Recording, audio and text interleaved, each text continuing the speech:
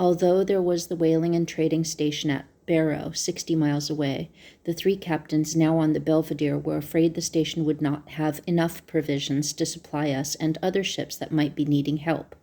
The Orca still was in sight, and it was reported she had plenty of provisions aboard, so the captains decided to send 2 men to see what food could be salvaged.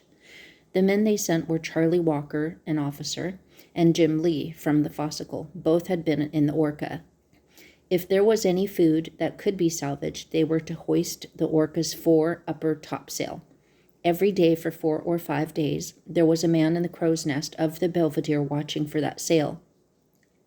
Then an Eskimo came to tell us that Walker and Lee, after arriving at the Orca, had put all the Point Belcher natives to work, gotten the provisions ashore, built a canvas house, and told the natives that they were going to winter there.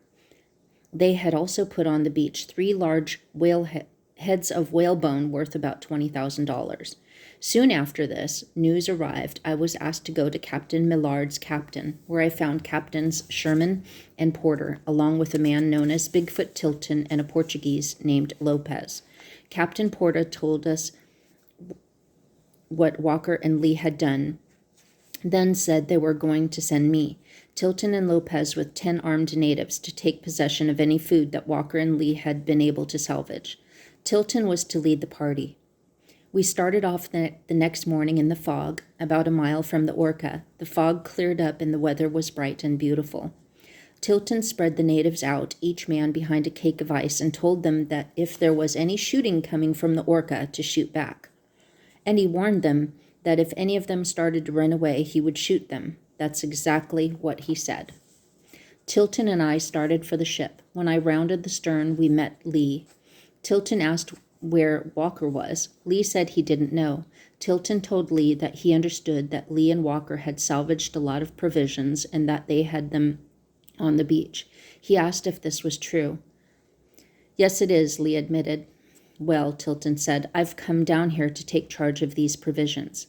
You can't do that, exclaimed Lee. Tilton returned with, by Godfrey, I came down here to take charge of them, and by Godfrey, I'm going to do it. Lee commenced to scare a little and said, all right, you can do that, but you can't take the 3 heads of whalebone we got. I don't give a damn for the whalebone, replied Tilton. We can't eat that. He looked over the ship and found that the water was just coming onto the main deck. There were about 300 frozen eider ducks hanging in the rigging, and we got our natives to take them off the ship and put them on the ice. Eider ducks can weigh up to 5.5 pounds each and make good eating, so those alone were valuable.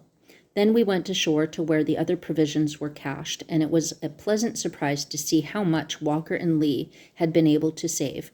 400 sacks of flour, among other things. After everything usable had been stacked on the ice, Tilton, Lopez, and the natives went back to the Belvedere, taking Walker and Lee with them. I was left in charge of the provisions.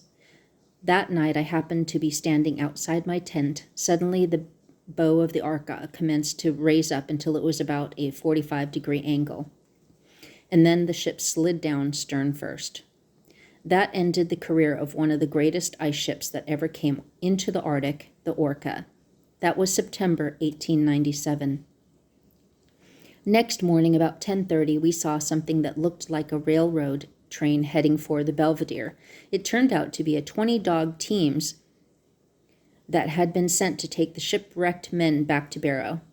The teams were immediately put to work hauling the Orca's food back to the Belvedere, a job that took several days. The 3 heads of whalebone were just abandoned on the beach. On board the Belvedere, there were about 150 crewmen, and they were taken to Barrow as quickly as possible. The engineers and the captains and a few Eskimo men were left until the last. One evening, we saw a team of 9 dogs coming with 2 men. They had a letter saying that this was the team to take the engineers and the firemen back to Barrow. We got ready that day and left the next morning. We took what clothing we had and put it on the sled. There were 4 engineers, 4 firemen, 1 old man, and 1 man who was sick, but not seriously. The dog teams being loaded with our baggage, we had to walk. We went about 12 miles the first day to where the natives have left their tents up, and there we camped for the night. That evening, Before we went to sleep, some of the men complained that their legs were hurting. We hadn't gone far the next day when some of the men began to drop behind. Every now and then we'd stop until they could catch up. Our 2 natives were splendid fellows. They would put a harness on, hitch themselves to the sled, and help the dogs pull so that the men could take turns riding, one man at a time. Late in the afternoon, some of the fellows were way behind. We had made about 20 miles that day, and the natives decided we should camp for the night.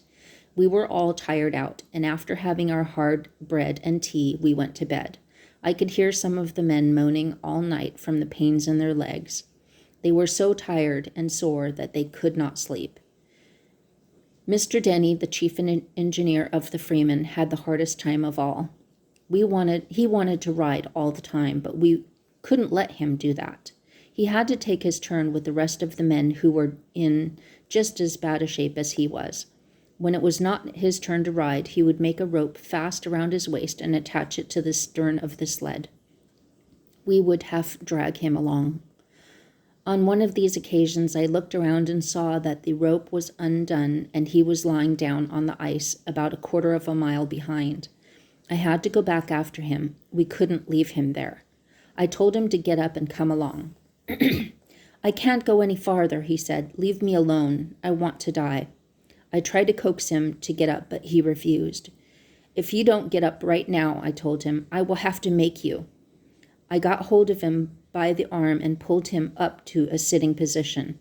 Then I gave him 3 or 4 hard slaps across his face. Come on now, get up, or I'll give you more. That man got so mad at me that he actually did get up. Damn you, he shouted, don't you dare strike me again. I told him I would unless he came along right away. I put my arm under his and helped him as much as I could. We got back to the sled, but it was slow work.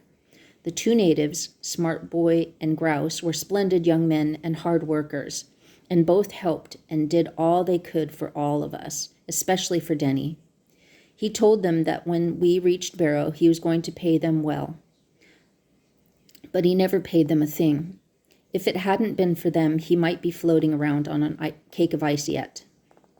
The skippers, officers, engineers, and all the men from the Orca and Freeman, as well as some from the Belvedere, arrived at Barrow in good shape and with less difficulty than I would have expected. As we were entering Barrow, I was hailed by a big, tall, blond man who wanted to know who I was and where I was going. When I told him, he informed me that his name was McIlhenny and that I was to live at his house with the rest of the officers and engineers. His house was the old government refuge station. The government had supported and kept this station for many years as an emergency shelter, but it had only been used on a few occasions. So that very year, the government had given it up. It was sold to the Pacific Steam Whaling Company, then either rented or lent to E.A. McIlhenny. He was in Barrow to collect birds and mammals for several museums and was having quite a successful time.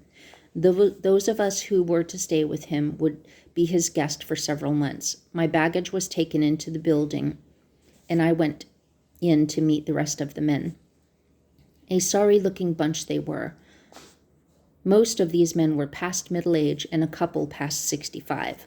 They had been cooped up in ships for a long time, with practically no exercise, and the 60-mile walk over the ice had been quite a contest for them. So instead of spending the winter with friends in San Francisco, as I had planned, I would be spending it with a naturalist from Louisiana and some officers and engineers, temporarily very tired, in a place where I could see as much ice as I had for the past 2 winters. But we were all safe. It would be a winter when I would add a bit to my knowledge of surviving in the Arctic.